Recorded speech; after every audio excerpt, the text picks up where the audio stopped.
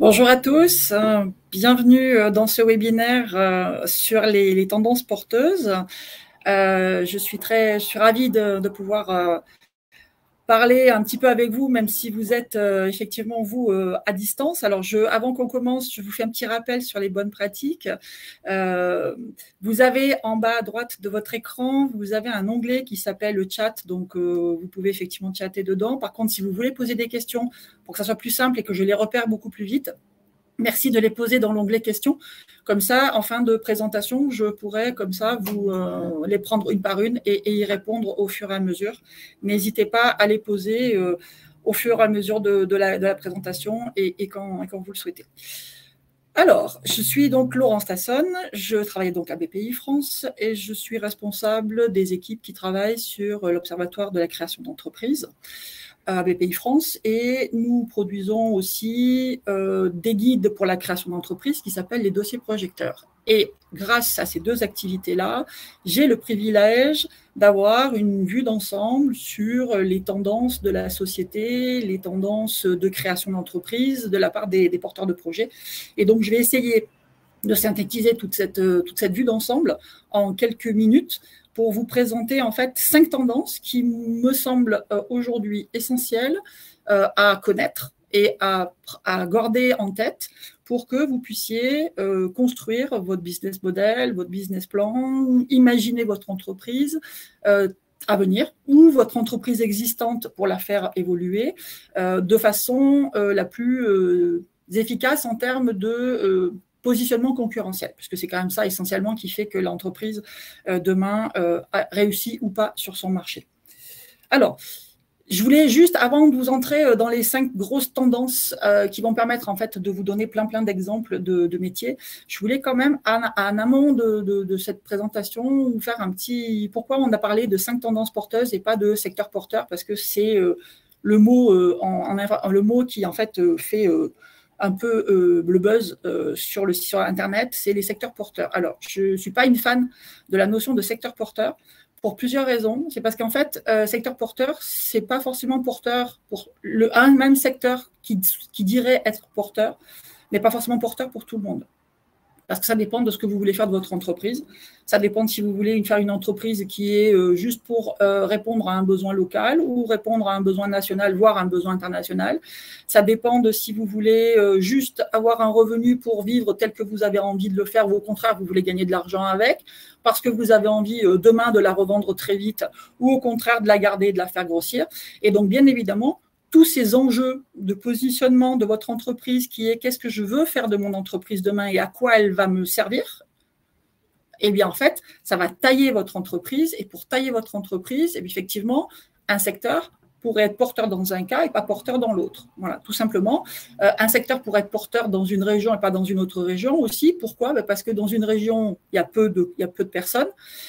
Et ensuite, il peut y avoir d'autres. Et oui, je vois quelqu'un qui me dit, ça dépend de notre situation géographique. Bien évidemment, c'était le point que j'étais en train d'évoquer, c'est qu'un secteur peut être porteur dans une région et pas dans une autre, parce que effectivement, vous pouvez avoir de la concurrence très étoffée dans une région ou dans une ville, et puis ne pas avoir un trou dans une autre région parce que personne ou peu de gens se sont installés.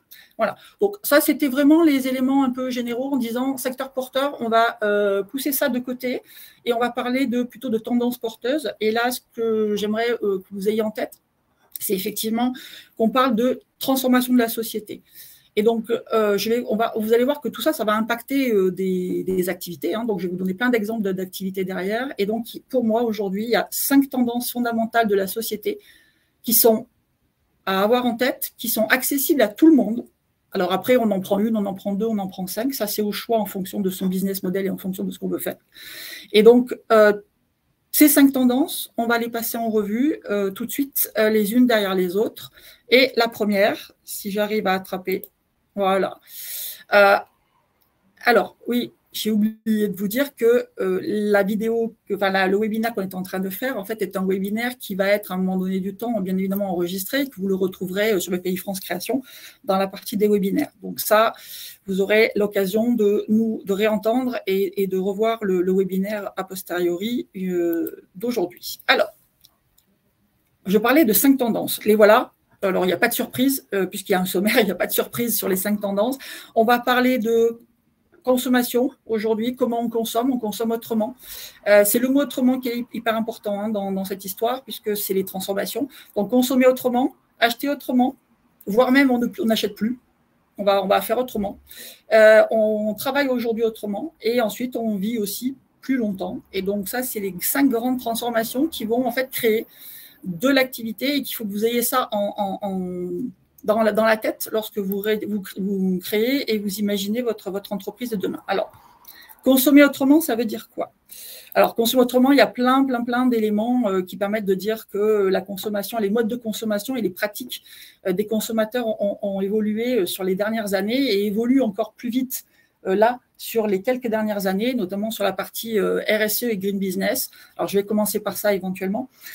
Donc, la partie RSE, responsabilité sociétale des entreprises, et Green Business, c'est tout ce qui est activité liée au développement durable, à ce qu'on appelle l'éco-responsabilité. Et donc là, derrière, vous allez avoir dans vos activités besoin éventuellement de positionner votre entreprise, notamment par rapport à tout ce qui est éthique. Donc, les conditions de travail, les conditions, on fait travailler les enfants, pas les enfants, voilà, donc c'est des choses comme ça. L'inclusion sociale, tout ce qui est le travail des personnes handicapées, le travail des personnes qui sont en difficulté sociale, notamment, par exemple, les personnes en demande d'emploi de longue durée qui ont du mal à retrouver un emploi, ça peut faire partie de l'inclusion sociale, donc ça peut être une orientation ça peut être une orientation de votre entreprise parce que c'est une entreprise que vous allez vouloir travailler comme une entreprise à mission, voire une entreprise effectivement qui va s'orienter vers du bien-être social et vous avez envie de créer une entreprise qui va avoir un impact. Une entreprise à impact, ce qu'on appelle aujourd'hui des entreprises à impact. Et l'entreprise à impact, ce n'est pas forcément que des grosses entreprises, hein, ça peut être simplement vous, à votre niveau local, qui peut aujourd'hui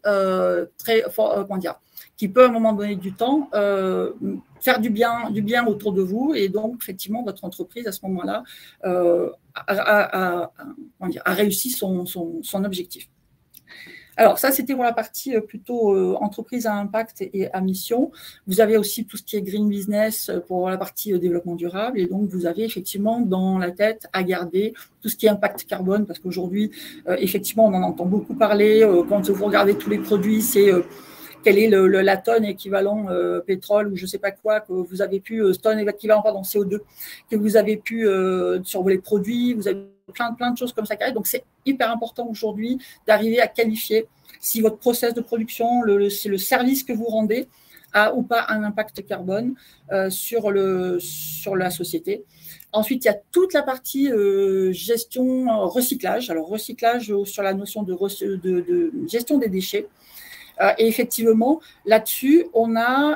alors, attention, gestion des déchets, c'est pas que à la fin, c'est-à-dire que en fait, c'est pas les poubelles, c'est pas vos poubelles que vous recyclez, c'est aussi la gestion des déchets pendant tous les processus de production.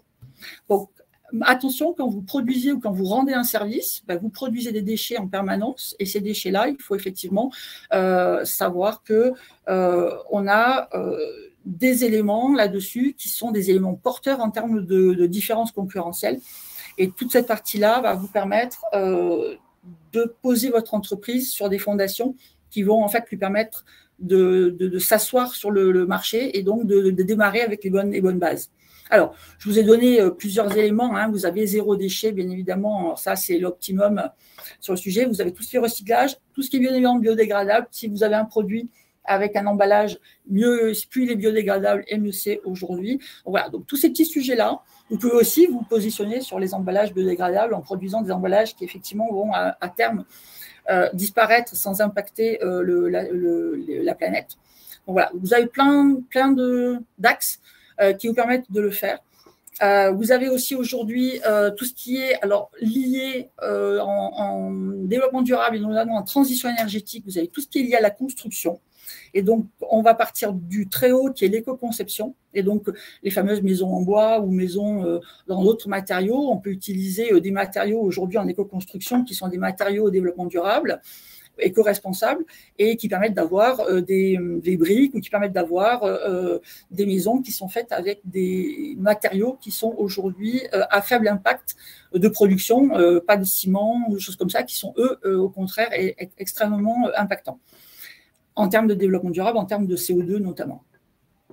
Donc ça, c'est la partie construction où on va aller de l'éco-conception au sens où je préfère me positionner sur des positionnements d'entreprise pour concevoir en fait de la construction éco-responsable, ou alors je vais construire, et donc là, je suis plutôt dans la partie artisanat, je vais aller construire des maisons qui sont éco-responsables dans leur pratique et dans leur mode de vie, puisque l'éco-construction ne se termine pas à la pose de la dernière peinture du dernier tableau, mais c'est aussi toute la vie de l'entreprise, toute la vie, pardon, de la maison ou du bâtiment, qui va, à un moment donné de temps, impacter aussi la planète dans sa vie, et notamment des bâtiments autorégulés, par exemple, ça fait partie aussi des positionnements concurrentiels que vous pouvez choisir pour permettre au bâtiment de s'autoréguler en fonction de la chaleur, de la luminosité, de la fraîcheur, etc. Bon, c'est quelques exemples. J'essaie de vous donner plein d'exemples autour. Tous ne concernent pas tout le monde parce que des fois, c'est plutôt des gros exemples, des petits exemples de petites boîtes. Mais je pense que ça donne une idée un peu de tout ce qu'on peut avoir autour de ces sujets-là qui sont extrêmement vastes. Et notamment, donc, je vous parlais de transition énergétique et écologique. Et bien évidemment, là derrière, vous avez tout un tas d'axes de développement de votre entreprise pour faire basculer votre entreprise en matière de transition énergétique. Alors, pour tout ce qui est transition énergétique et écologique, là, vous allez pouvoir travailler, non pas sur le positionnement de votre entreprise, mais vous allez pouvoir positionner votre entreprise parce que, par exemple, vous allez être, vous, économe en termes de climat, en termes d'impact climat. Vous allez être économe parce que vous allez avoir des achats qui vont être responsables. Vous allez avoir une gestion des déplacements de vos personnels, de vos collaborateurs, si vous avez des collaborateurs, ou vos propres déplacements qui vont être eux aussi économes en CO2. Donc voilà, donc vous avez diverses façons de pouvoir positionner votre entreprise et de faire en sorte que cette transition énergétique écologique, cette façon d'être green business, en fait, soit un axe fort et un axe différenciant de votre activité sur le marché par rapport à tous ceux qui existent déjà sur le marché et qui, à mon avis, sont déjà en train de se poser des questions sur ces points-là aussi pour en faire une force. Donc, mobilité douce, c'est ce dont je vous parlais, c'était les transports, effectivement, et on voit bien aujourd'hui, alors moi je vous parle de Paris parce que je suis sur Paris, mais on le voit aussi dans d'autres grandes villes, c'est en fait tout le développement du vélo, notamment vélo assisté ou le vélo qui aujourd'hui prend un essor important. Et nous, on le voit à travers le dossier projecteur ouvrir une maison de cycle qui, en fait, aujourd'hui, fait de belles ventes parce qu'effectivement, plein de personnes ont envie de mettre à disposition d'un service de location de vélo, que ce soit à l'année ou en temporaire, pour les vacances, sur des lieux de villégiature. Voilà. Enfin, vous avez plein de choses sur la mobilité douce. Après, vous avez tout ce qui est trottinette aussi. Vous avez... allons-y sur les patins à roulettes aussi si vous voulez. Voilà. Enfin, mobilité douce, il y a plein de choses à voir. Et donc, ça permet d'avoir plein de pistes pour pouvoir, à un moment donné du temps, soit offrir un service pour œuvrer dans ce sens-là, soit mettre votre entreprise en conformité quand vous avez déjà créé votre entreprise. Ça, c'est la partie green business, donc entreprise verte. Et dans les transformations de la consommation, il y a deux autres blocs que je voulais vous mettre en tête et en avant. C'est toute la partie donc changement des modes de consommation en termes d'alimentation. Alors, effectivement, on a eu une grande vague. Sur les dernières années avec tout ce qui était le marché du bio. On a encore une grande vague sur le marché du vegan aujourd'hui, et on a surtout une grande vague de création d'entreprises sur tout ce qui est alimentation raisonnée. Donc ça touche tous les secteurs de la production de fruits, de légumes, voire de plats intermédiaires, à condition d'avoir quelque part des ingrédients cultivés de manière raisonnée. Donc ça, c'est une vague qui a eu un très gros essor. Alors, quand c'est comme toutes les vagues, là tout à l'heure, je voyais quelqu'un qui disait le bio est en difficulté. Oui, c'est comme tout. Ce qu'il faut que vous sachiez, c'est que quand on a une vague comme ça, on a une nouvelle tendance qui arrive, c'est un peu comme tout le monde. Hein. La tendance, elle monte, et après, elle va commencer à décroître et elle va prendre après un rythme de croisière. Donc, c'est toujours les effets de la nouveauté. Hein. L'effet de la nouveauté, ça fait une bulle. Et ensuite, la bulle, elle redescend et quelque part, on va arriver à un moment donné du temps à avoir un niveau de marché d'activité qui est un niveau d'activité, on va dire, entre guillemets, normal et qui pourra avoir plusieurs cycles de bulles en fonction des innovations ou voire des comportements qui changent. Donc là, on est plutôt sur la partie bio, végétale et raisonnée. On a aussi une évolution dans les comportements de consommation. Alors, ce que je vous dis là, quand on parle de tendance, parce que je réagis par rapport à ce que je lis là en disant l'inflation, les coûts, les ingrédients, oui. Aujourd'hui, si vous créez votre entreprise aujourd'hui, si vous voulez développer votre entreprise aujourd'hui, bien évidemment que la conjoncture va avoir un impact sur tout ce que je dis.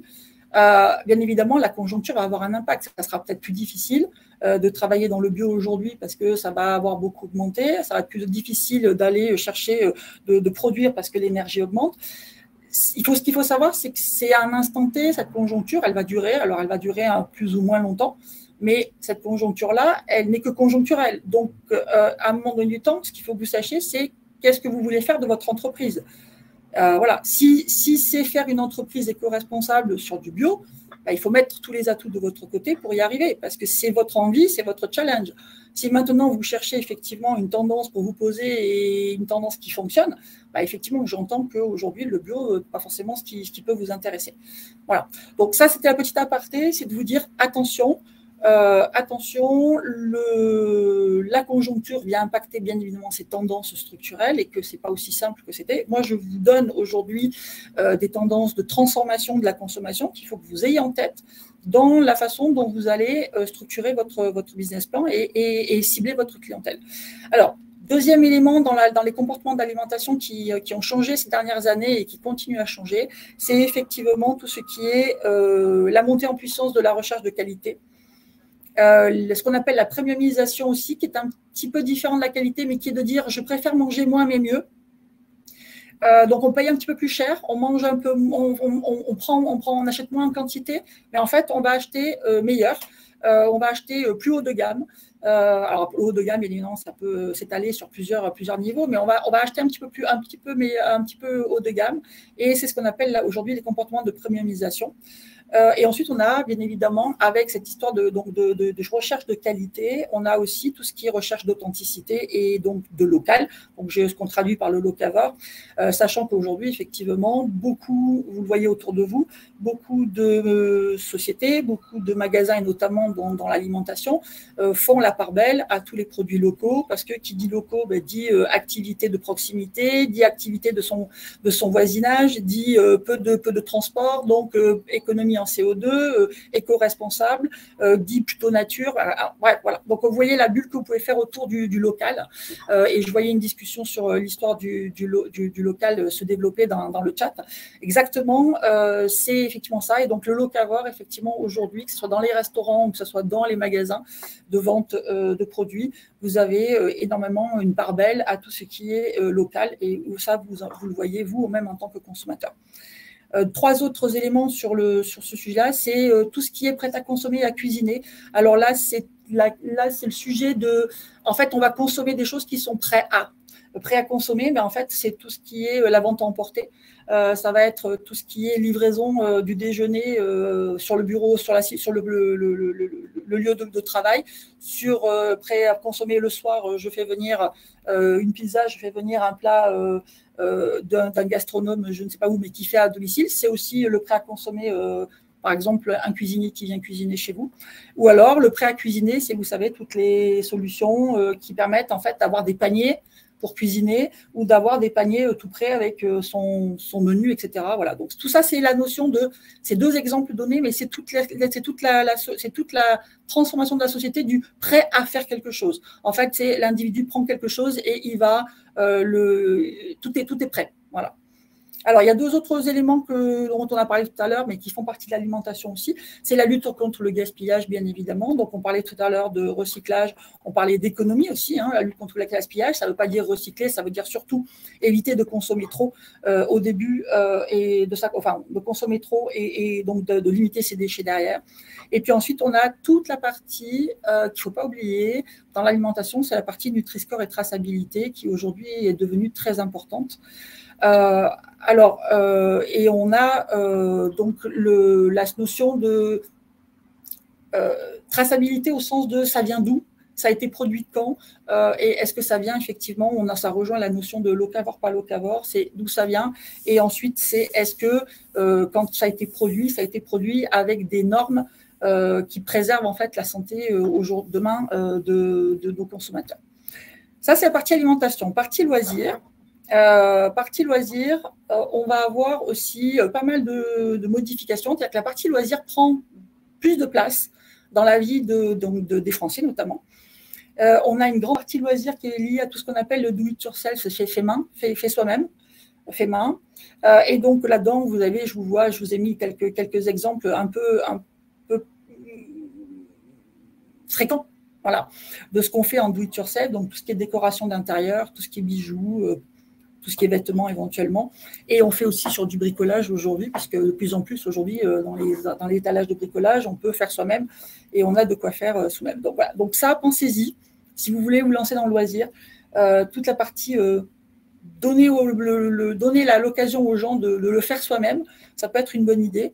L'écotourisme dans les loisirs, alors on repart sur la partie responsable, tout ce qui est dans l'écotourisme. En fait, l'écotourisme, c'est tout ce qui est tourisme à impact carbone faible, mais c'est aussi ce qu'on appelle aujourd'hui, et c'est quelque chose qui se développe, le tourisme de proximité ou le tourisme local, où en fait les gens vont redécouvrir leur région et au lieu de partir à l'autre bout du monde, préfèrent effectivement faire du tourisme dans leur région ou faire du tourisme à proximité de la région, ou voire en France, plutôt que d'aller à l'étranger. Voilà, donc l'écotourisme, tourisme local, tourisme de proximité, on le voit nous sur le dossier projecteur gîte, ouvrir un gîte ou une chambre d'hôte. Effectivement, ça fait énormément de bulles et donc ça correspond effectivement à une demande derrière de pouvoir se loger et se loger dans des conditions proches de l'habitant, dans des conditions plus respectueuses effectivement de l'environnement et d'être proche du local. N'oubliez pas, dans le loisir, et on en reparlera dans le vivre plus longtemps, c'est tout ce qui est tourisme et loisirs des seniors. Je vous en parlerai tout à l'heure, mais les seniors aujourd'hui, effectivement, on vit plus longtemps. On vit plus longtemps aujourd'hui depuis quelques années. Et donc, les seniors ont un certain niveau de revenus et donc, ils sont aussi des clients potentiels pour le tourisme et les loisirs, sachant que les seniors, dans ces métiers-là, de par la montée en puissance de l'âge, en fait, on doit prendre en compte certaines caractéristiques de cette clientèle-là pour adapter sa proposition en termes de tourisme ou en termes de loisirs. Voilà. Donc ça, c'est toute la partie consommation. Je vais y accélérer un tout petit peu parce que effectivement, je vous en ai fait qu'une. La deuxième, c'est acheter autrement. Alors, acheter autrement, on s'aperçoit effectivement aujourd'hui que les consommateurs, en fait, achètent très différemment. En fait, ils vont acheter, c'est ce qu'on disait tout à l'heure, hein, le recyclage. Là, on va parler de reconditionnement. On va parler de vente en seconde main. Donc, pensez à ça.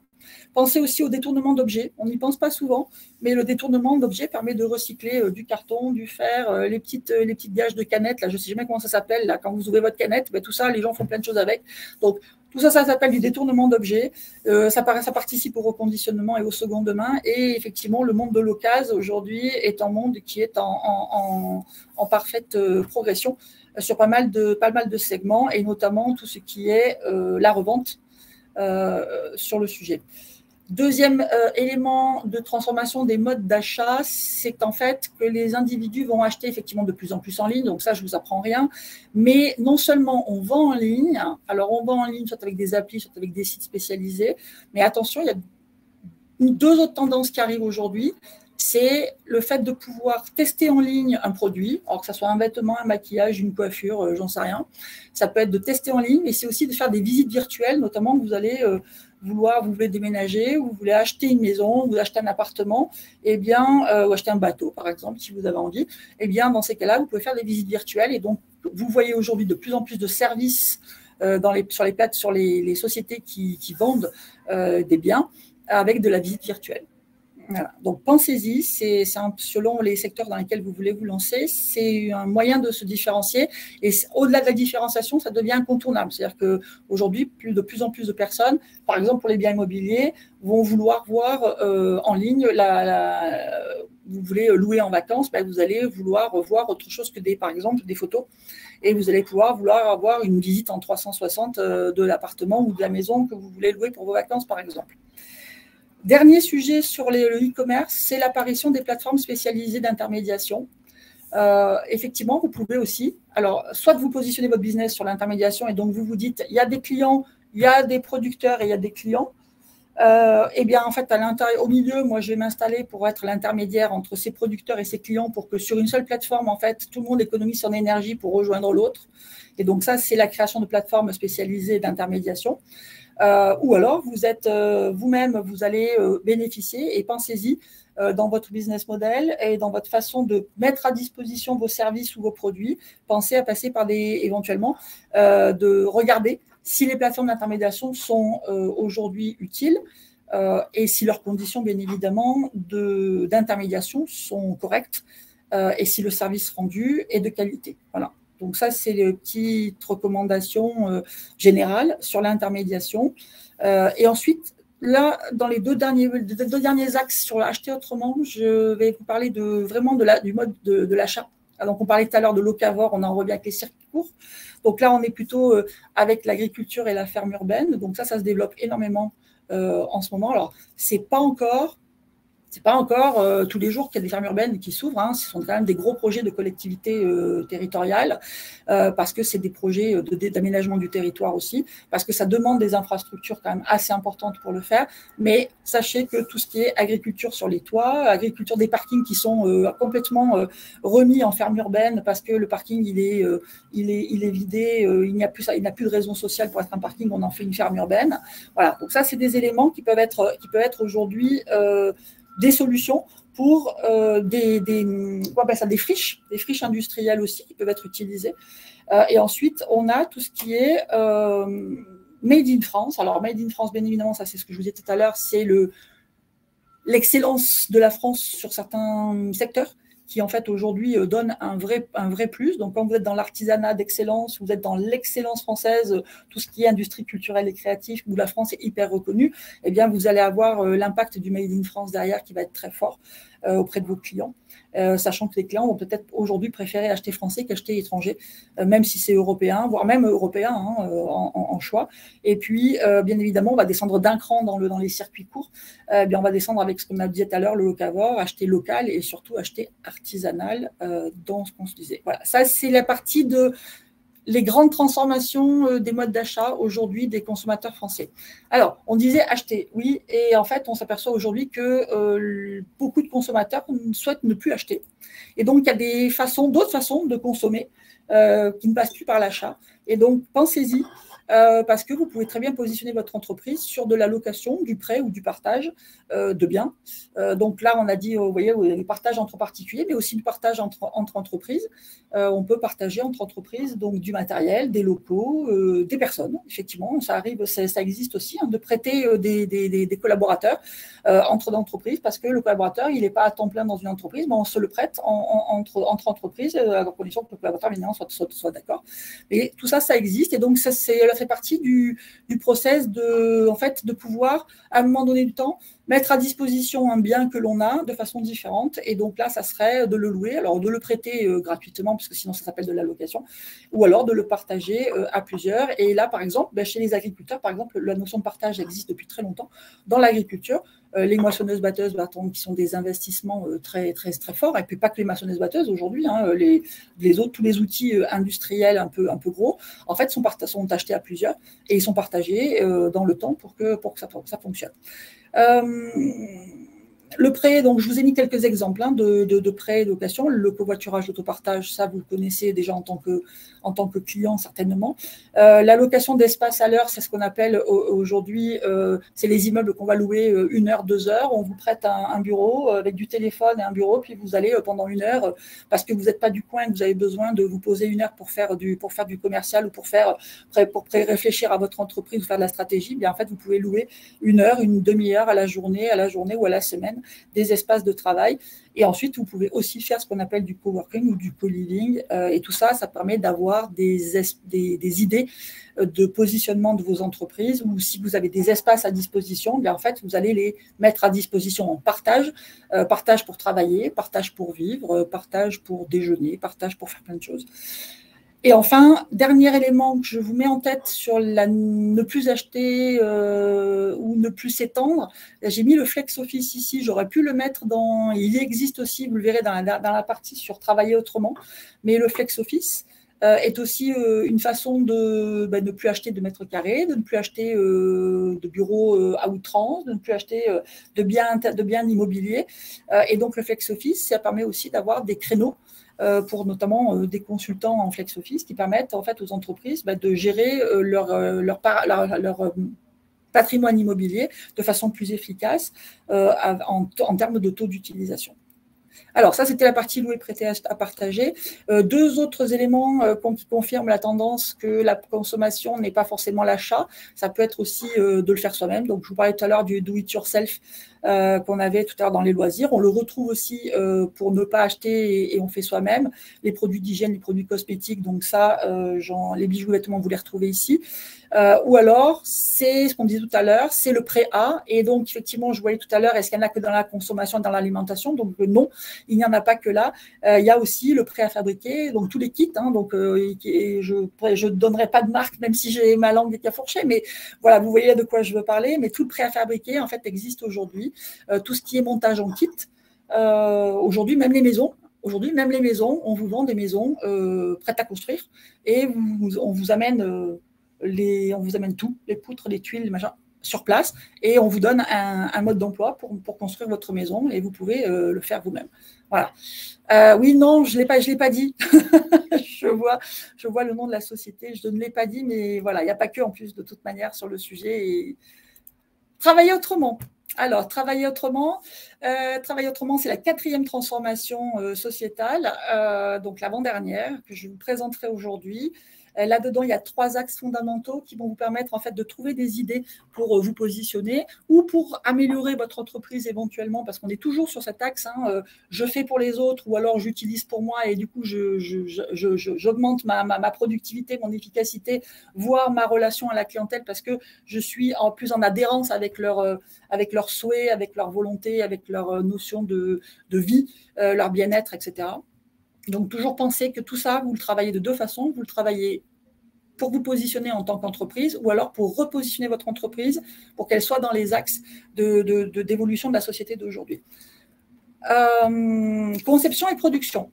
Alors, conception et production, travailler autrement dans la conception et la production. Alors, effectivement, je vous disais tout à l'heure, je vous parlais de l'immobilier, mais il n'y a pas que visiter une villa ou visiter un appartement qui est important. C'est qu'aujourd'hui, en fait, toute la production industrielle se fait aussi en réalité virtuelle ou en 3D. Et donc, effectivement, on a la capacité aujourd'hui de développer des logiciels, par exemple, qui permettent en fait d'imaginer en fait une situation, un atelier, et comment j'optimise l'organisation de mon atelier pour que le flux de production soit fluide, sécurisé, de qualité et optimal en termes d'organisation. Bien ça, par exemple, la réalité virtuelle vous permet de le faire. Le 3D, je ne vous en parle même pas, c'est encore mieux. Et le 3D vous permet effectivement, lorsque vous avez un objet, bien évidemment, de le bouger, de le voir dans toutes ses dimensions et effectivement de le présenter à l'achat, déjà avant même qu'il soit conçu, et éventuellement de faire rebondir vos clients potentiels sur ils aiment, ils n'aiment pas, qu'est-ce qui changerait, etc. Et donc, ça vous permet effectivement d'avoir une interaction avec vos clients avant même de le mettre sur le marché, voilà, à condition que ce ne soit pas l'idée du siècle pour ne pas vous la faire piquer. Métavers, métavers, je l'ai mis, c'est une tendance qui arrive aujourd'hui. Le métavers, c'est la possibilité d'aller travailler dans la dimension virtuelle, qui est un peu différente de la réalité virtuelle. Et donc, effectivement, ça commence. Donc, si vous avez envie de travailler sur ces sujets-là, effectivement, beaucoup d'entreprises aujourd'hui commencent à travailler dans le métavers pour pouvoir, en fait, se projeter avant même d'être dans la réalité du travail, voire même ne travailler que dans le métavers quand on a besoin de concevoir un produit et de le faire après dans un logiciel sans passer par la réalité physique. Autre façon de travailler, c'est toute la partie, donc ça c'est rattaché à tout ce que je disais tout à l'heure, c'était la volonté de consommer ou de consommer. Alors maintenant, on est dans la production, bien évidemment, mais de produire des choses de valeur avec l'excellence française. Et là, on touche les deux éléments qui sont les métiers d'art et l'artisanat. Et donc, effectivement, vous avez aussi là-dedans pas mal d'activités qui aujourd'hui font le buzz chez les porteurs de projets parce que on se positionne avec une compétence qui relève de l'excellence à la française, qui relève en fait de quelque chose qui ne peut pas être fait industriellement. Et donc, bien évidemment, on arrive à se démarquer par ce sujet-là. Et donc, on touche, bien évidemment, dans les métiers d'art, on touche aussi à l'artisanat. On n'est pas obligé d'avoir une excellence française pour être dans l'artisanat, mais ça fait partie des choses. Et je vous ai rajouté quelque chose à laquelle on pense rarement quand on est porteur de projet. On peut aussi travailler autrement en se mettant en sous-traitant. C'est-à-dire qu'en fait, vous allez créer votre entreprise et vous allez vendre vos compétences parce que vous allez vous mettre à disposition d'eux ou vous allez mettre éventuellement votre outil de production à disposition d'eux. Et donc, vous allez être sous-traitant d'autres entreprises et pas que des grands groupes parce que là, je vous dis 61% des entreprises ont recours à la sous-traitance. Parmi ces entreprises qui ont recours à la sous-traitance, il y en a 8 sur 10 qui sont des PME et des TPE. Donc, vous voyez, la sous-traitance, ce n'est pas que des deals avec des grands groupes. Donc, du coup, quelque chose qui est compliqué à mettre en place éventuellement parce que, effectivement, on est petit par rapport aux géants et ça peut être plus compliqué. La sous-traitance, trois sujets sur la sous-traitance que je vais traiter très rapidement. C'est la sous-traitance artisanale ou industrielle. Alors, la sous-traitance industrielle, c'est effectivement d'aller produire. La sous-traitance de capacité ou de compétences, c'est sous-traitance de capacité, c'est effectivement vous mettez votre outil de production à disposition parce que l'entreprise est à 100% de sa production et elle ne peut pas le faire plus, donc elle va venir sous-traiter de la production chez vous et là vous êtes en capacité. Donc là vous n'avez pas forcément une maîtrise technique exceptionnelle, mais vous savez produire et donc vous venez compléter sa production qui, elle, est déjà saturée. Et par contre, sous-traitance de compétences, là, par contre, vous détenez une compétence que l'entreprise n'a pas et donc vous allez faire partie de son processus de production et donc elle va externaliser ce service-là ou cette production-là chez vous parce que vous détenez une compétence. Alors, quand je dis elle l'externalise chez vous, c'est soit elle l'externalise chez vous parce que vous avez besoin de produire dans une unité de production qui est chez vous ou dans un atelier qui est chez vous, soit elle l'externalise au sens où elle fait appel à vos compétences et vous venez travailler, vous, en tant que vous ou vos collaborateurs, en tant que personne physique, vous venez travailler dans l'entreprise qui sous-traite et là, vous apportez votre compétence. Voilà. Donc, par exemple, tous les soudeurs aujourd'hui, je ne sais pas si vous avez vu, mais il y a eu quelques temps, il y avait un reportage sur la profession des soudeurs qui est extrêmement demandée aujourd'hui parce que les soudeurs, en fait, c'est une profession extrêmement technique et il y a des univers, notamment comme les univers de l'énergie, où il faut être extrêmement sécurisé. Il faut savoir extrêmement bien souder. Et donc, il faut connaître très, très bien les métaux, etc.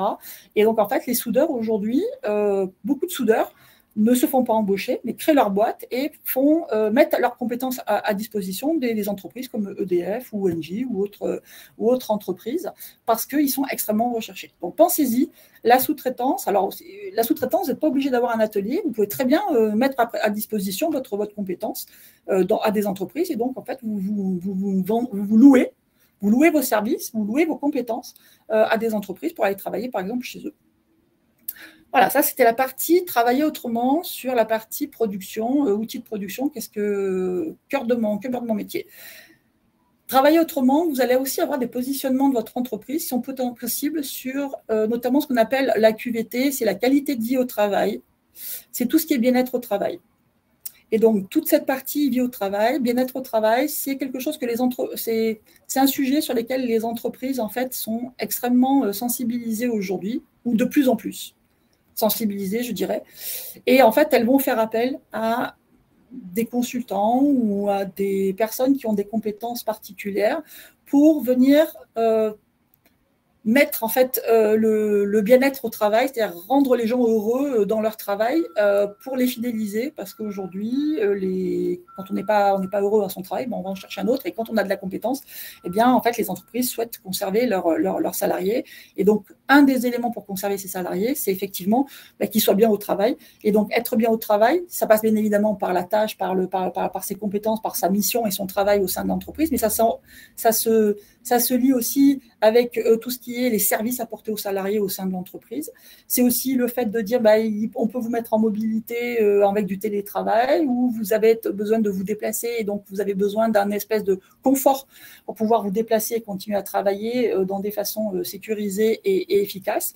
Donc, tout ça, c'est du bien-être au travail sous différents aspects, et donc ça vous permet d'avoir plusieurs idées ici de pistes de développement d'une entreprise, voire dans votre entreprise, d'y réfléchir pour essayer de fidéliser vos ressources humaines, vos collaborateurs. Dernier axe sur travailler autrement, c'est l'impact sur la formation, bien évidemment. Aujourd'hui, on a la formation tout au long de la vie. Cette formation-là, on l'a fait plus en présentiel essentiellement, on l'a fait aussi à distance. Et cette formation à distance, ça peut être aussi bien de la formation initiale quand c'est pour les enfants et les adolescents, et puis ça peut être aussi de la formation continue pour toutes les personnes qui sont en activité professionnelle.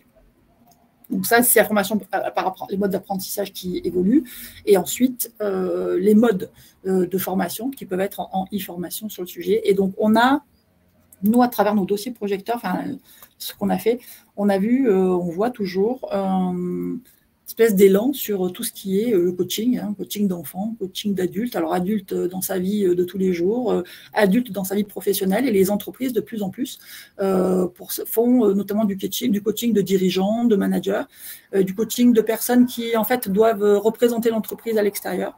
Voilà. Donc, vous avez beaucoup de choses sur le coaching qui peuvent être alors, coaching, après, derrière, on y met de la consultance aussi, derrière, il y a plein de choses derrière ce concept-là. Et il y a pas mal de segments de professionnalisation qui sont comment dire, valorisables. Dernier élément sur la formation, effectivement, un axe, c'est pour les consultants, c'est tout ce qui est gestion de la distance, puisqu'aujourd'hui, on travaille aussi en télétravail, et donc il faut que les entreprises et les salariés ou les collaborateurs apprennent à travailler à distance, les uns avec les autres, à travailler à distance de son lieu de travail, et donc ça fait partie aussi des changements et des formations à faire, et des axes de formation qui peuvent être assez porteurs de valeur pour ceux qui veulent travailler en tant que formateurs, consultant ou consultant en bien-être au travail. Ça, c'était la partie au travail. Dernière transformation de la société, c'est on vit plus longtemps.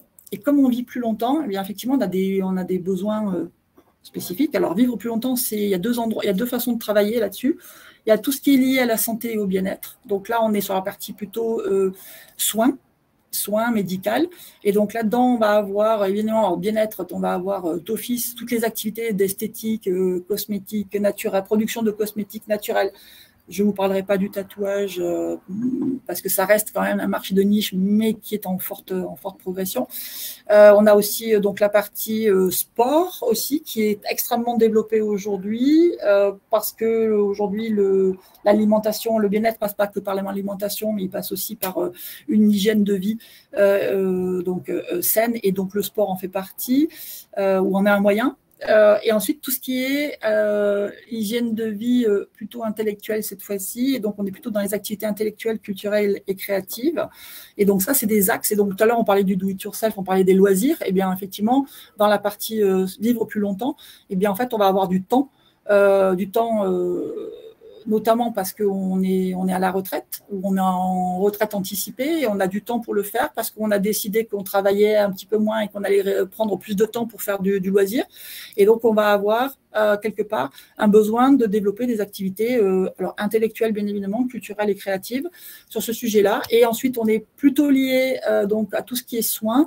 Et bien évidemment, plus on vit longtemps et plus on va avoir besoin de suivis médicaux, de la nouvelle pratique aussi dans tout ce qui est médical, c'est tout ce qui est téléassistance et télémédecine.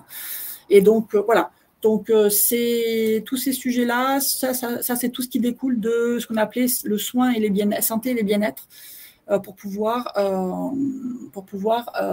demain continuer à vivre en bonne santé et en profiter. Et donc, si on veut en profiter, c'est ce qu'on appelle l'économie des seniors. Et donc, l'économie des seniors, en fait, aujourd'hui, c'est pas aujourd'hui, il faut que j'arrête de dire aujourd'hui, parce qu'aujourd'hui, ça fait au moins 10 ans maintenant. C'est un segment qui est en forte croissance. Et ce segment, en fait, en forte croissance, c'est de dire à un moment donné du temps, les seniors, aujourd'hui, ils vont vivre plus longtemps, donc il y en a un peu plus, donc il y a plus de clients. Et eux, ils ont envie aussi d'en profiter, parce que la retraite, c'est aussi fait pour en profiter. Et donc, il va y avoir, là, je vous ai mis plusieurs exemples de pistes d'activités qui peuvent être liées aux seniors. Alors après, s'il peut y avoir aussi dans cette histoire d'économie des seniors, il y a effectivement le fait que ça crée de l'activité parce qu'il y a de la clientèle, mais c'est aussi, on parlait tout à l'heure d'entreprises à impact social, c'est aussi de se dire qu'aujourd'hui, nos seniors, plus on vit tard, plus on a des difficultés pour vivre tout seul ou à deux. Et donc, il y a besoin à un moment donné du temps de se retrouver dans des endroits pour pouvoir vivre. Et ces endroits-là, effectivement, quand on peut faire des entreprises à impact qui permettent en fait à ces personnes qui sont encore en bonne condition, voire des personnes qui sont en condition physique un petit peu dégradées, de continuer à vivre dignement et puis de vivre dans des endroits où ils sont heureux et de vivre bien. Donc ça s'appelle l'entreprise à impact. Et donc, dans les différents segments de l'économie des seniors, vous allez retrouver, ça c'est tous les petits points que je vous ai mis en dessous, vous allez retrouver bien évidemment tout ce qui est le résidentiel, c'est-à-dire donc là où les lieux de vie.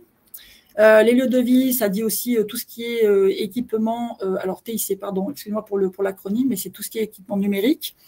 Les équipements numériques, mais bien évidemment, c'est aussi aider nos seniors, parce que seniors, après, là, on est plutôt sur les seniors après d'un certain âge, mais les anciennes générations, il faut aussi les accompagner dans tout ce qui est appropriation du numérique, parce qu'aujourd'hui, c'est dans leur vie aussi. Donc, il y a une partie de l'activité aussi, notamment dans les missions Impact, qui pourrait travailler là-dessus, c'est-à-dire aider les personnes qui ne sont pas de la génération du numérique comme nous à être effectivement suffisamment connaisseurs pour pouvoir utiliser ces outils-là en tant que de besoin, bien évidemment. Service à la personne, n'en parlons pas. Il y a une pléthore de services à la personne. Alors, c'est service à la personne au sens des SAP, mais ça peut être aussi service à la personne au sens de maintien à domicile. Et donc, on vient apporter le service à domicile. Et donc là, je vous donne quelques exemples. Bien, effectivement, c'est par exemple les coiffeurs à domicile. Aujourd'hui, là, on vient de sortir, je vous parle des coiffeurs parce que on vient de sortir un dossier projecteur sur la coiffure, sur créer son salon de coiffure ou être coiffeur à domicile. Eh bien, on s'aperçoit que la coiffure à domicile, aujourd'hui, est en pleine explosion parce que ça permet, déjà, il y a moins de frais fixes. Et puis, deuxièmement, ça permet d'apporter le service chez le client, qui lui n'a pas forcément le temps d'aller en salon, qui n'a pas forcément la possibilité ni la mobilité pour le faire. Et donc, bien évidemment, quand on est en mobilité difficile, en fait, il faut amener les services et les produits à domicile. Et donc, je parlais des coiffeurs, mais ça peut être n'importe quel primeur, n'importe quel boucher ou autre qui, en fait, met un service de livraison à domicile pour venir apporter les commandes passées plutôt que de demander à son client de venir le chercher ou de se déplacer en magasin. Donc ça, c'est tout ce qui est le maintien à domicile aussi, c'est tout ce qui est la possibilité à un moment donné du temps pour les gens qui ont des difficultés de santé de pouvoir rester chez eux parce que c'est leur environnement, ils y sont bien. Et donc là, dedans, vous avez tout ce qui est matériel médical, tout ce qui est aménagement de la maison, etc. Je vais passer un tout petit peu à la mobilité. Bien évidemment, ça, c'est pareil. C'est adaptation des voitures, est-ce qu'il y a du service de transport, etc., qui peut être développé en local pour aider les personnes, notamment âgées, à se déplacer d'un point à l'autre entre deux visites médicales ou deux magasins. Et donc, on a quelqu'un qui vient les aider. Donc, ça peut être un service à apporter. Vêtements et chaussures adaptés, oui, parce qu'on n'y pense pas souvent, mais c'est un secteur qui peut aujourd'hui être très adapté parce que effectivement, plus on vieillit, et moi la première, on a du mal à aller lasser ses chaussures, on a du mal à aller passer le bras derrière parce qu'il faut passer les deux bras pour enfiler un sweatshirt et on n'y arrive pas. Voilà. Et donc vous pouvez, si vous voulez travailler dans ce secteur-là, vous avez une possibilité de travailler sur tous les vêtements et les chaussures qui seraient plus adaptés à des personnes qui, alors on est dans les seniors, mais on pourrait être aussi sur les personnes qui ont des difficultés liées à des handicaps physiques, à avoir des tenues de l'habillement, y compris des chaussures donc adaptées au manque de flexibilité du corps. Et puis après, bien évidemment, tous les soins liés au vieillissement et à la fin de vie.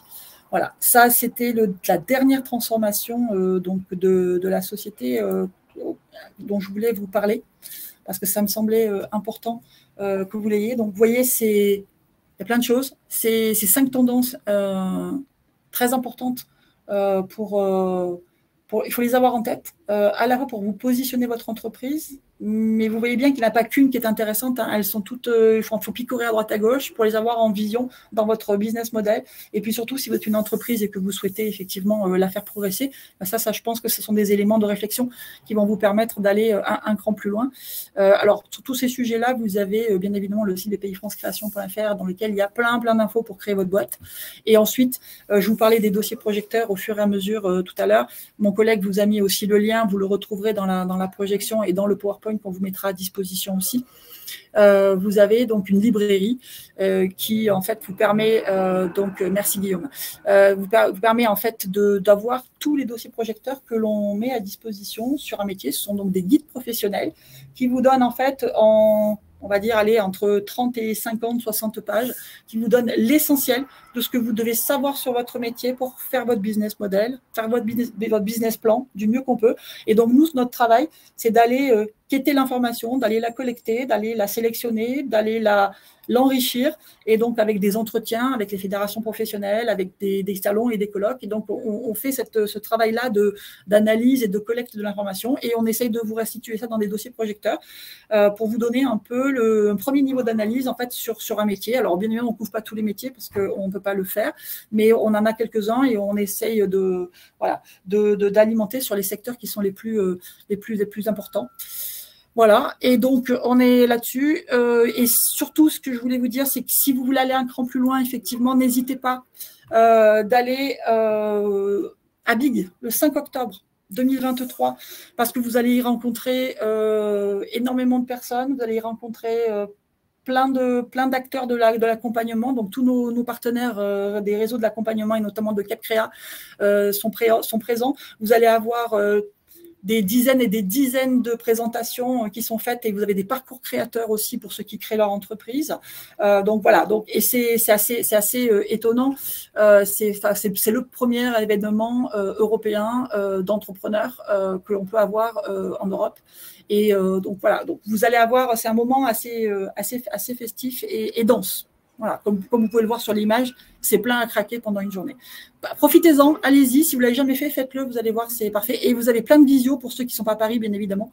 Vous avez pas mal de choses en visio et en mode en ligne et en mode replay aussi. Vous avez tous les replays aussi de l'année dernière que vous pouvez utiliser. Et cette année, eh bien, le BIC sera sous le signe de la fierté. Fier d'être entrepreneur, fier de pouvoir demain activer et faire que la France soit effectivement plus entrepreneuriale que ce qu'elle l'est encore aujourd'hui. Voilà, écoutez, moi j'ai fini pour ma présentation. Je vais regarder vos questions parce que je vois que le temps file, et si vous avez encore 5 minutes à m'accorder, je vais regarder vos questions. L'intelligence artificielle. Ah oui, alors je ne l'ai pas mise.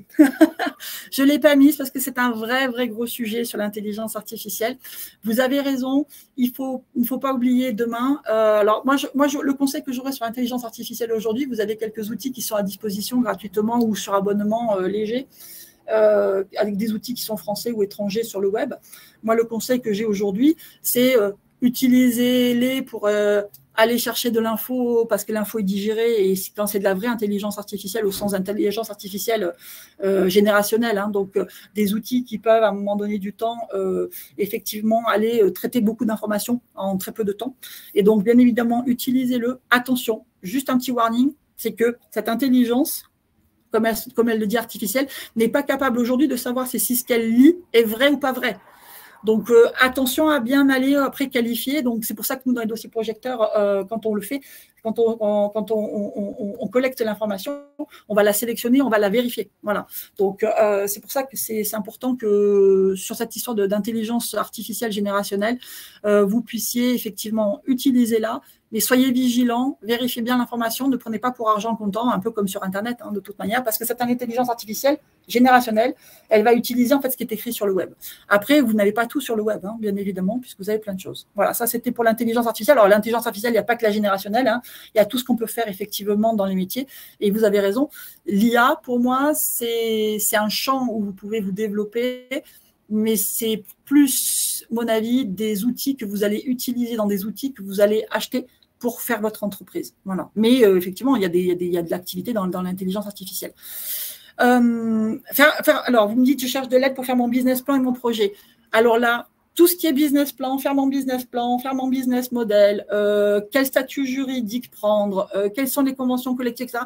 Tout ça, c'est bpifrance.fr. Vous avez un site qui est monstrueux en information et vous avez la possibilité surtout de créer votre passe entrepreneur qui va vous permettre de vous accompagner au fur et à mesure de la progression de votre projet.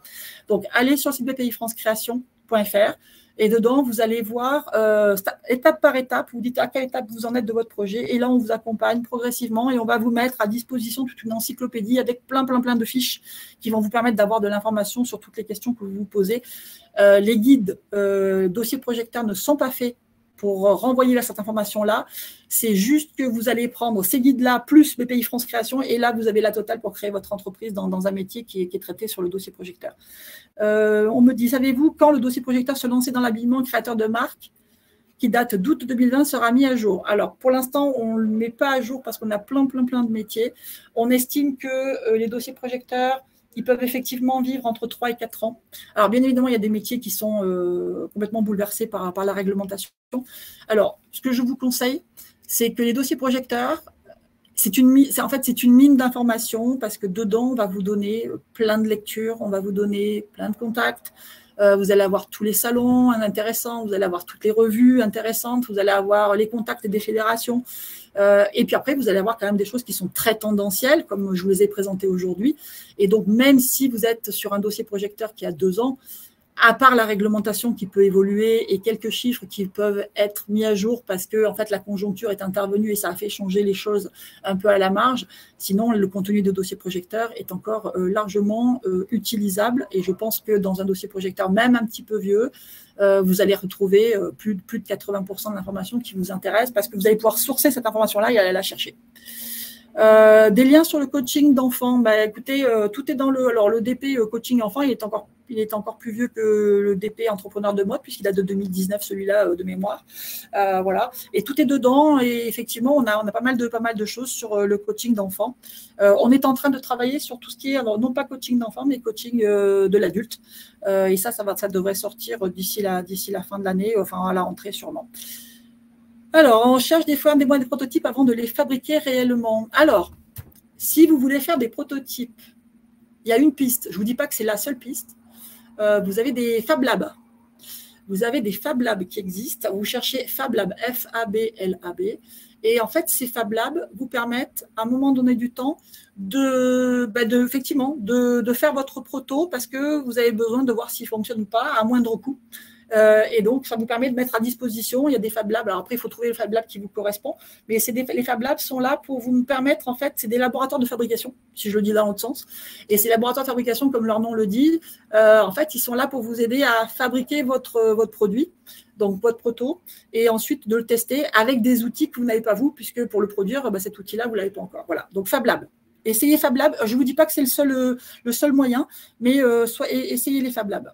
Auriez-vous des sources chiffrées récentes pour le seconde main, l'upcycling et un business plan récente pour le second. Alors, le problème, c'est que du seconde main et l'upcycling, on le met partout dans nos dossiers projecteurs. Donc, on n'a pas une synthèse de ce sujet-là à un seul endroit. Donc ça, pour l'instant, on ne l'a pas. Non, alors du coup, je ne peux pas, là, je suis désolée, je suis sèche pour vous répondre parce que ça dépend des métiers que vous voulez faire. Le seconde main et l'upcycling, ils dépendent des secteurs dans lesquels vous voulez développer ça. Et nous, comme on travaille sur des dossiers projecteurs métiers, bien évidemment, on va le traiter dans le cadre de ce métier-là et pas de façon générale parce que c'est un dossier, c'est très vaste. Voilà. Alors après, je vois peut-être que… alors, vous avez des exemples de logiciels. Alors, je ne sais pas des logiciels de quoi, parce que je ne sais pas c'est à quel moment c'est arrivé, je ne sais pas.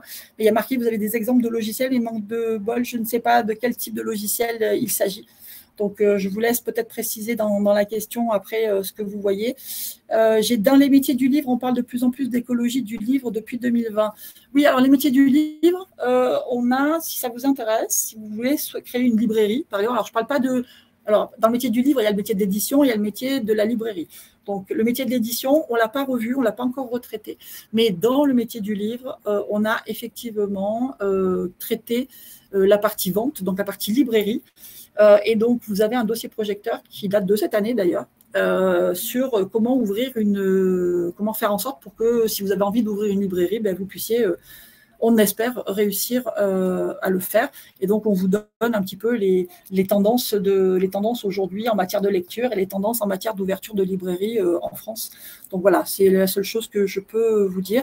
Mais effectivement, tout ce qui est écologie du livre, on parlait tout à l'heure d'activité éco-responsable, c'est lié à ça aussi, puisque toute activité… tout produit a un cycle de vie qui fait que ça part depuis sa conception jusqu'à sa destruction. Et donc, ce cycle de vie aujourd'hui, c'est quelque chose qu'on n'a pas en tête. C'est un cycle de vie, un produit qu'on achète, il a un cycle de vie depuis sa conception, en passant par sa fabrication, son transport, sa mise à disposition, son achat, puis ensuite sa consommation tout au long par le consommateur, et puis après sa fin de vie qui est sa mise au rebut, et ensuite sa destruction. Tout ça, c'est une chaîne complète avec des acteurs différents qui interviennent.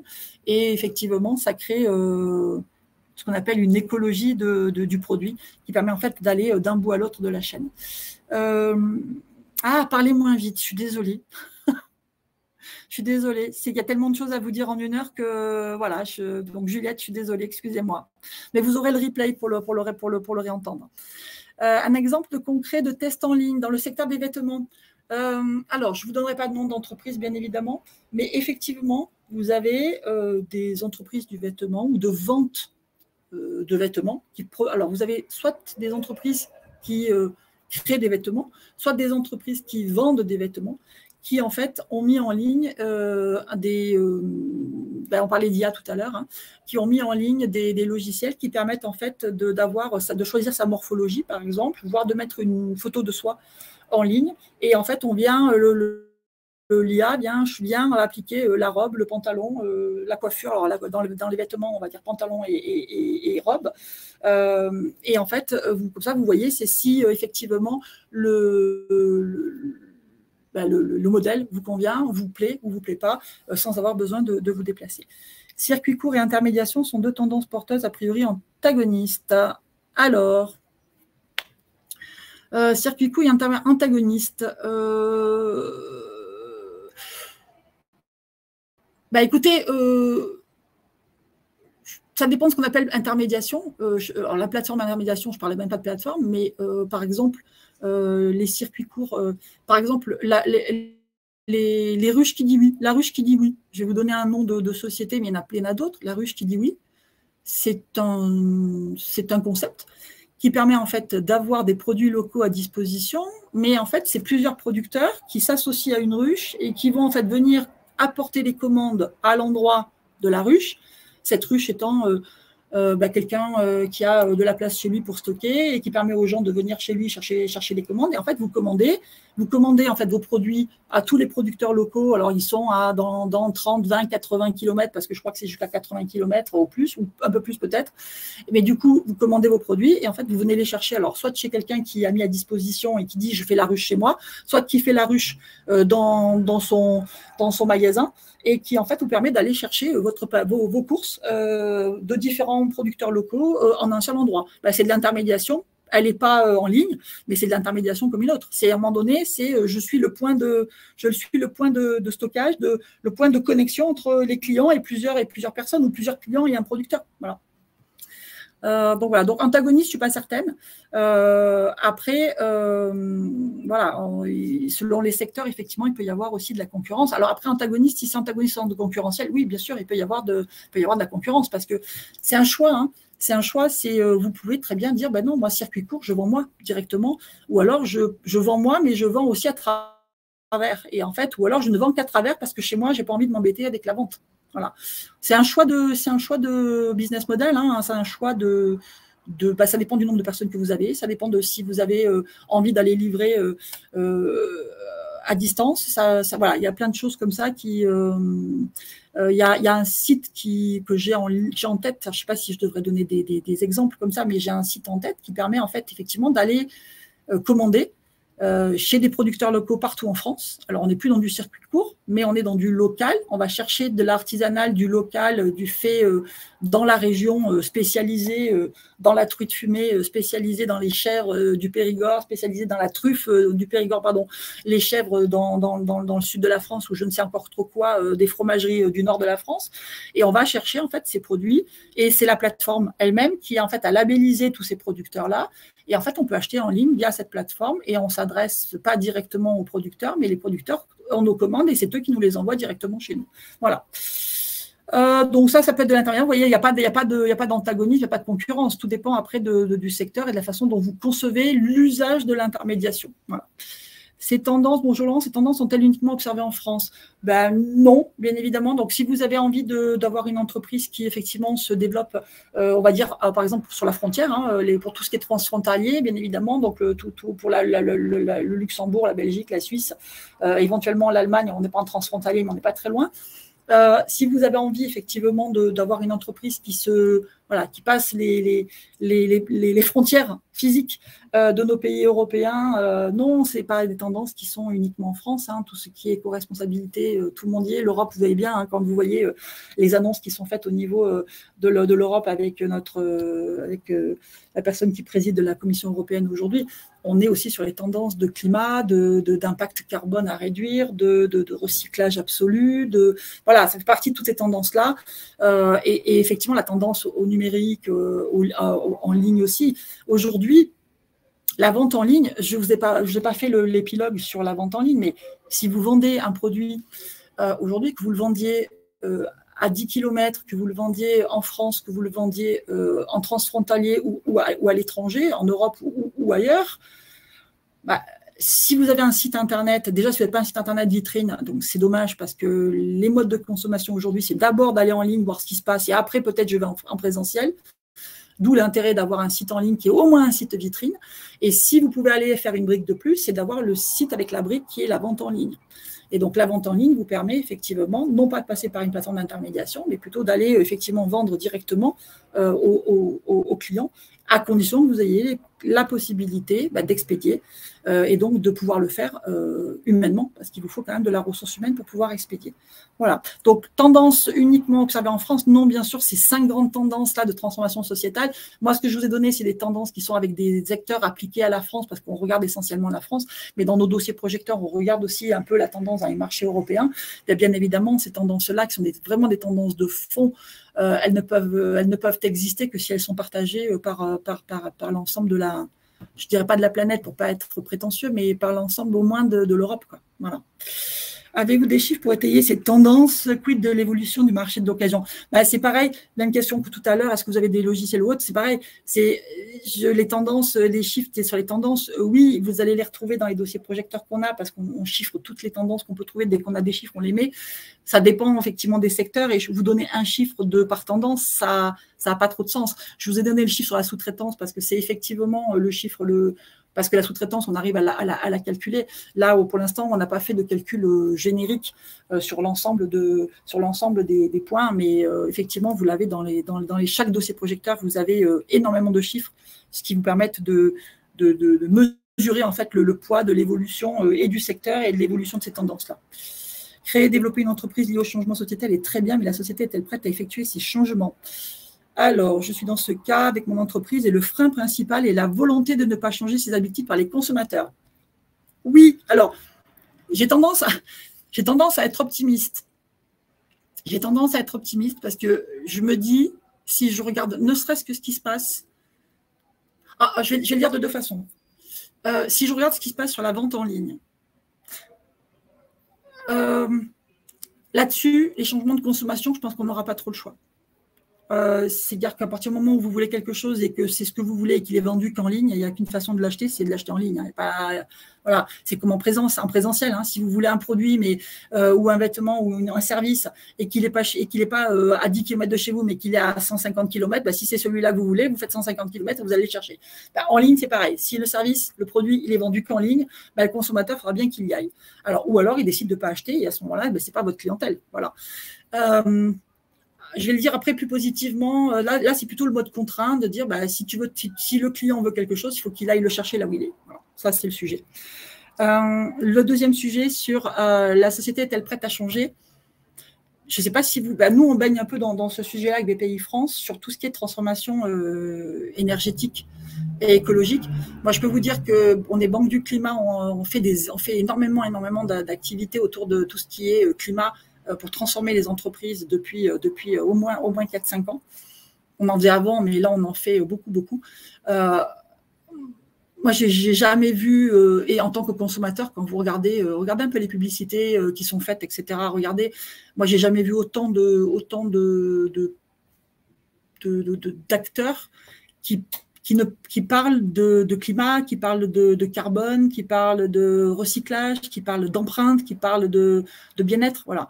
Et donc, alors, est-ce que c'est un effet de mode? C'est ce que tout à l'heure, je parlais je voyais la notion de greenwashing. Oui, bien sûr. Bien sûr qu'il y a des boîtes qui vont dire et qui sont vertes alors qu'elles ne sont pas vertes. Et je peux vous dire qu'aujourd'hui, il y a de la législation qui sort sur tout ce qui est le greenwashing pour éviter justement que le consommateur soit trompé et lésé. Mais je pense que sur cette transformation-là de la société, sur tout ce qui est développement durable, bien évidemment, moi je pense qu'on est vraiment sur quelque chose qui va changer et qui était en train de changer et qui change très vite. On n'est pas sur un changement à 50 ans, bien évidemment, il faudra du temps pour arriver jusqu'au bout. Et je pense qu'on y est déjà bien avancé. Voilà, donc on a déjà bien commencé et ça continue. Et on n'est pas que sur les nouvelles générations. On est aussi sur les générations d'avant qui, elles aussi, s'y mettent. Et je pense que ça fonctionne bien. Et je pense qu'il faut aussi se dire que même si c'est difficile pour vos clients, après, tout dépend de l'impact en termes de coût que vous avez. Et je suis d'accord, il faut aussi se dire qu'aujourd'hui, on est dans une conjoncture difficile. Donc, nos clients, ils cherchent quelque chose d'un peu moins cher. Et bien évidemment, qui dit moins cher, dit pas forcément artisanal ou dit pas forcément local parce que des fois les moyens de production intensifs ça coûte moins cher que quand on fait de la production raisonnée. Oui, c'est comme ça, c'est la dure loi de la production. Donc voilà, donc on est un peu dans un temps un peu difficile, peut-être que la conjoncture va arrêter un peu le mouvement notamment en termes de certaines consommations, mais je pense que si on tient bon et que effectivement la répartition des coûts supplémentaires liés se fait de façon un peu partagée entre le consommateur et le producteur, peut-être qu'on aura moins d'impact à terme sur cette tendance un peu de fond. Voilà, je reste quand même très positive et je pense que si l'entreprise ne joue pas franc jeu ensuite, parce que jouer, pas de greenwashing, on est bien d'accord, c'est si l'entreprise ne joue pas ce jeu-là, sur ces transformations-là, je pense que vous aurez des difficultés à vous positionner. Donc voilà, vous mettez le bio dans consommer autrement, mais avec le contexte d'inflation, on voit le bio souffre énormément. Oui, je sais bien, mais c'est vraiment une consommation autrement, donc c'est une tendance. Donc après, je ne vous dis pas que conjoncturellement, c'est ce que je disais tout à l'heure, conjoncturellement, ça peut souffrir effectivement. Oui, vous aurez accès au support du webinaire.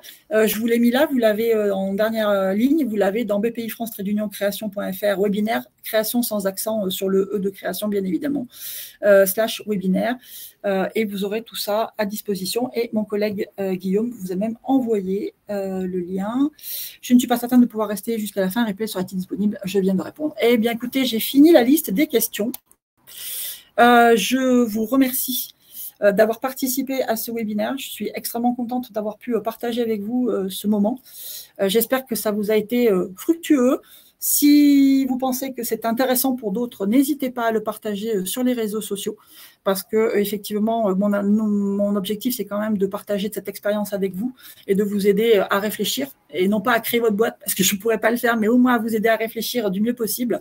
Et écoutez, je vous souhaite une très bonne journée, je vous souhaite un bon vent dans vos projets et surtout plein de bonnes choses. Et je vous dis à bientôt dans un prochain webinaire, peut-être sur un autre sujet.